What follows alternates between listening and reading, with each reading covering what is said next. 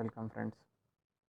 आज हम जो स्कीम स्टडी करने जा रहे हैं उसका नाम है अटल बीमित व्यक्ति कल्याण योजना।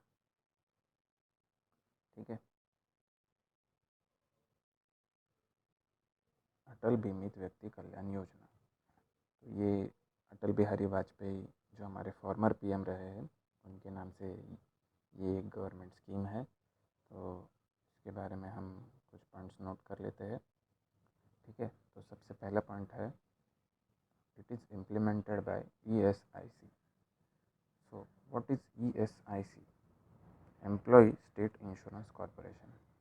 तो ये एक गवर्नमेंट का ही इंश्योरेंस कंपनी है जो गवर्नमेंट में या जो भी फॉर्मल सेक्टर्स के एम्प्लॉयज़ रहते हैं तो उनको इंश्योरेंस प्रोवाइड करने का काम करता है।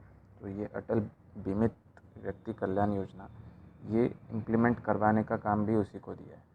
ठीक है, इसका मेन ऑब्जेक्टिव क्या है स्कीम का?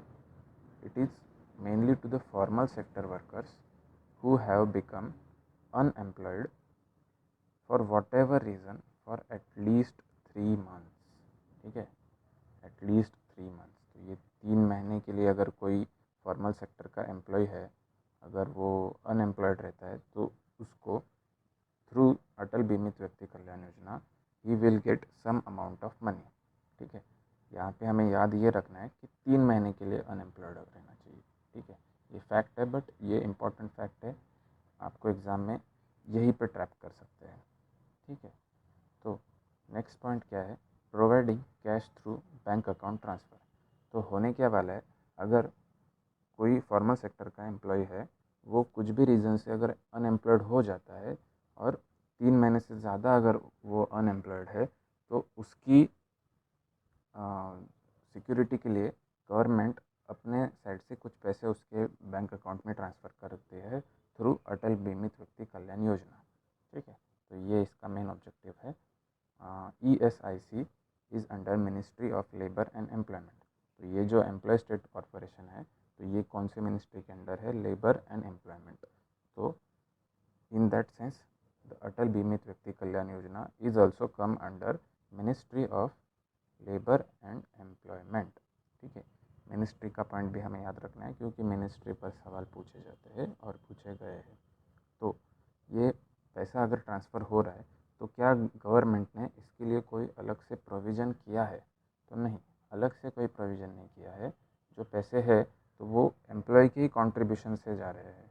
ठीक है, money is transferred from employees own ESIC contribution up to 47% of their total contribution. तो जो ESIC है, तो मैंने बोला कि गवर्नमेंट या फॉर्मल सेक्टर के एम्प्लॉयज़ को इंश्योरेंस प्रोवाइड करने का काम करता है। तो उसमें कोई भी गवर्नमेंट का एम्प्लॉय होगा या फॉर्मल सेक्टर का एम्प्लॉय होगा तो वो अपनी सैलरी में से कुछ ना कुछ कंट्रीब्यूशन हर टाइम देते रहता है।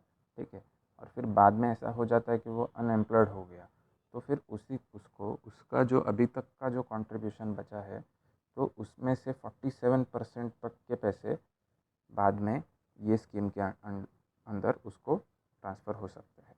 तो ये है अटल बीमित व्यक्ति कल्याण योजना। इतने ही पॉइंट है और हमें इतना ही जानकारी सफिशिएंट है और इतने ही हमें याद रखने हैं। ठीक है, तो मैं वापस एक बार आपको रिवाइज़ करवा के देता हूँ कि क्या है। आप अपने साइड पे इसको लिखते चलना अगर कुछ रह गया है तो।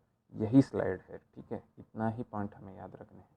अटल बीमित व्यक्ति कल्याण योजना it is implemented by ESIC for formal sector employees who become unemployed for whatever reason for at least 3 months, and ESIC is under Ministry of Labor and Employment।